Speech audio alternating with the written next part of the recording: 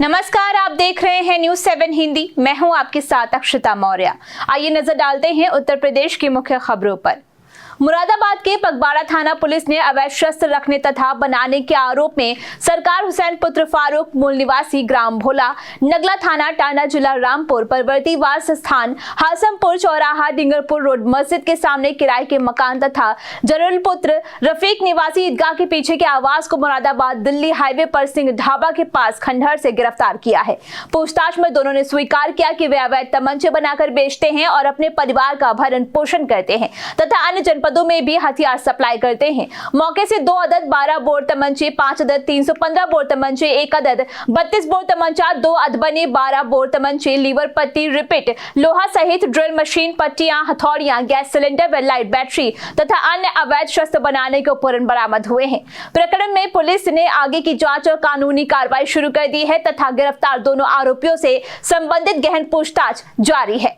और एसओ पगबाड़ा की टीम को एक बड़ी सफलता हाथ लगी है। इसमें इन लोगों ने तमंचे बनाने की एक फैक्ट्री को पकड़ा है और 2 लोगों को गिरफ्तार किया गया है।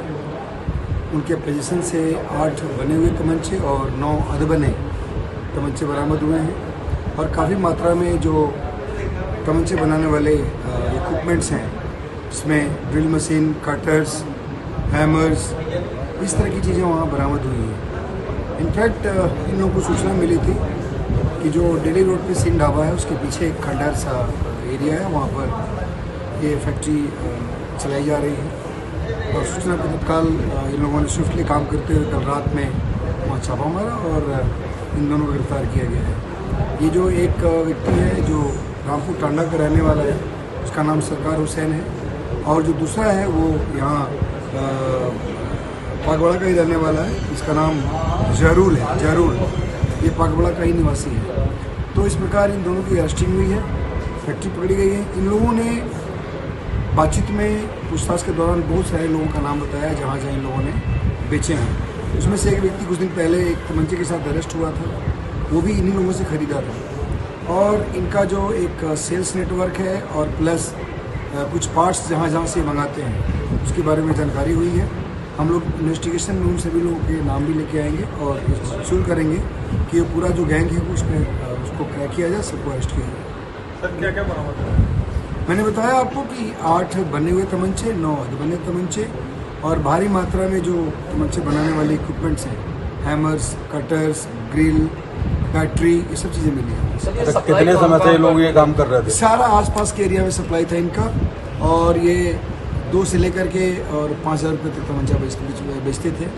इनफैक्ट ये इनका काम मेनली बनाने का था और वहाँ से कुछ लोग उसको लेकर के मार्केट में सेल करते थे। उनके भी नाम हमारे सामने आए हैं।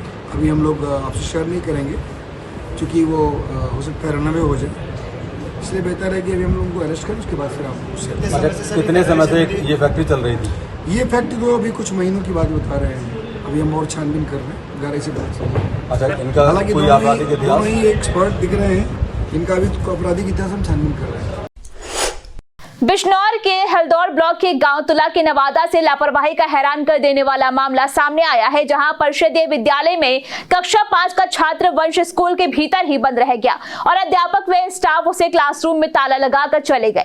बच्चा स्कूल के अंदर घंटों तक रोता रहा और तब ये मामला सामने आया जब खंड विकास अधिकारी आंगनबाड़ी केंद्र का निरीक्षण करने के लिए स्कूल परिसर पहुंचे और बच्चे की रोने की आवाज सुनकर रुक गए, जिसके बाद तुरंत गाँव के लोगों और प्रधान को बुलाकर स्कूल का ताला खुला गया और बच्चे को बाहर निकाला गया। इस घटना के बाद बच्चे की मां रिंकी ने बताया कि वह अपने बच्चे का घर पर इंतजार कर रही थी, लेकिन ये नहीं जानती थी कि उसका बेटा स्कूल में बंद कर दिया गया है। घटना को लेकर ग्रामीणों में भारी नाराजगी है और उन्होंने स्कूल के शिक्षकों को पूरी तरह जिम्मेदार ठहराया है। वहीं बेसिक शिक्षा अधिकारी सचिन कसाना ने इस गंभीर लापरवाही का संज्ञान लेते हुए जांच खंड शिक्षा अधिकारी को सौंपी है और स्पष्ट किया है कि रिपोर्ट आने के बाद दोषी शिक्षकों के खिलाफ सख्त कार्रवाई की जाएगी। उत्तर प्रदेश की राजधानी लखनऊ से एक सनसनीखेज मामला सामने आया है, जहां ठाकुरगंज इलाके में शादी का झांसा देकर युवती से महीनों तक शारीरिक शोषण करने वाले आरोपी को पुलिस ने मुखबिर की सूचना पर ठाकुरगंज चौराहे के पास स्थित कैफे से गिरफ्तार कर लिया है। पीड़िता ने 2 अक्टूबर को थाने में शिकायत दर्ज कराई थी, जिसमें बताया कि आरोपी युवक लगातार शादी का वादा कर उसके साथ संबंध बनाता रहा, लेकिन जब शादी की बात आई तो वह मुकर गया और धमकाने लगा। शिकायत मिलते ही पुलिस ने मामले को गंभीरता से लेते हुए त्वरित कार्रवाई की है और 24 घंटे के भीतर आरोपी को धर दबोचा है, जिसके बाद उसे जेल भेज दिया गया है। पुलिस अधिकारियों का कहना है कि संवेदनशील मामले में किसी भी तरह की लापरवाही नहीं बरती जाएगी और पीड़िता को जल्द न्याय दिलाने के केस को फास्ट ट्रैक कोर्ट में ले जाया जाएगा, ताकि आरोपी को कड़ी से कड़ी सजा मिल सके। गोरखपुर से बीजेपी सांसद और अभिनेता रविकिशन शुक्ला एक बार फिर अपने अनोखे अंदाज और बेबाक बयानों को लेकर चर्चा में हैं। दरअसल वे शुक्रवार की शाम गोरखपुर में ट्रैफिक पुलिस द्वारा आयोजित एक जागरूकता कार्यक्रम में शामिल हुए, जहां लोगों को हेलमेट पहनने और ट्रैफिक नियमों के पालन के लिए जागरूक किया जा रहा था। इस मौके पर रविकिशन ने अपने ही अंदाज में लोगों को नसीहत देते हुए कहा, टक से लगता है आदमी फटता है, खून फेंकता है और चला जाता है। उन्होंने कहा कि लोग दिखावे के चक्कर में हेलमेट नहीं पहनते, जबकि सड़क हादसों में सबसे ज्यादा मौतें सिर में चोट लगने से होती हैं।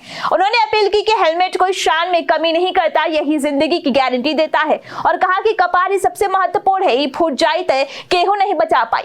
कार्यक्रम में रविकिशन ने खुद कई लोगों को अपने हाथों से हेलमेट वितरित किए और एक बाइक सवार को रोकते हुए पूछा, काहे नहीं हेलमेट लगाते हो जी। इस पूरे कार्यक्रम के दौरान उनका अंदाज जहां कुछ लोगों को हंसने पर मजबूर किया, वहीं उनका संदेश लोगों को सड़क सुरक्षा की अहमियत का एहसास भी दिला गया। उत्तर प्रदेश में पंजीकृत 127 राजनीतिक दलों का अस्तित्व अब खतरे में नजर आ रहा है, क्योंकि इन दलों ने पिछले 6 वर्षों में विधानसभा और लोकसभा चुनाव तो लड़े, लेकिन निर्वाचन व्यय और वार्षिक लेखा जोखा का ब्यौरा निर्वाचन आयोग को नहीं सौंपा। नियमों के तहत विधानसभा चुनाव के 75 दिनों और लोकसभा चुनाव के 90 दिनों के भीतर चुनाव खर्च का विवरण देना अनिवार्य होता है। साथ ही हर साल ऑडिटेड वित्तीय रिपोर्ट भी जमा करनी होती है, लेकिन इन दलों ने लगातार 3 वित्तीय वर्षों से जरूरी जानकारी नहीं दी है। मुख्य निर्वाचन अधिकारी कार्यालय ने इन सभी दलों को नोटिस जारी करते हुए शुक्रवार तक अपना पक्ष और दस्तावेज प्रस्तुत करने को कहा था। अब 6 से 9 अक्टूबर तक दलवार तय किया गया शेड्यूल के अनुसार उन्हें व्यक्तिगत सुनवाई का मौका दिया जाएगा, जिसके आधार पर इनका भविष्य तय होगा। नोटिस पाने वाले दलों में लोक दल, नागरिक एकता पार्टी और आजाद समाज पार्टी जैसे नाम भी शामिल है, और अगर संतोषजनक जवाब नहीं मिलता है तो इन दलों की मान्यता रद्द की जा सकती है। उत्तर प्रदेश की इन मुख्य खबरों में फिलहाल इतना ही। बने रहिए न्यूज़ 7 हिंदी के साथ।